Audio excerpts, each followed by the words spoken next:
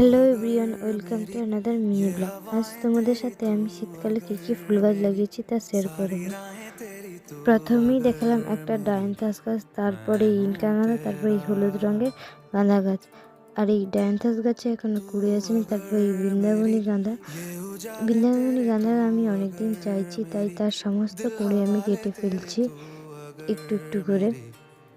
তারপর কিছু চন্দ্রমল্লিকা লাগিয়েছি, চন্দ্রমল্লিকারও গাছে কুঁড়ি আসা শুরু করেছে।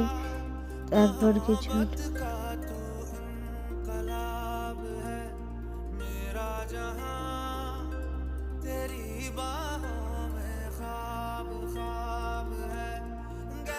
চন্দ্রমল্লিকা, তারপরে এই একটা ডালিয়া, এই চন্দ্রমল্লিকা গাছেরও কুঁড়িগুলো ফুটেছে যাতে গাছ আরও ঝাঁকালো হয় এবং অনেক ফুল দেয়।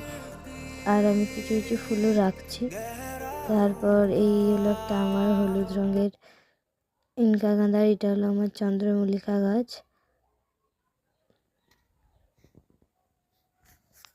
একটা ছোট্ট ডায়ান্থাস গাছ সবে মাত্র হচ্ছে। আর ভিডিওটা ভালো লাগলে প্লিজ লাইক কমেন্ট শেয়ার করতে ভুলো না।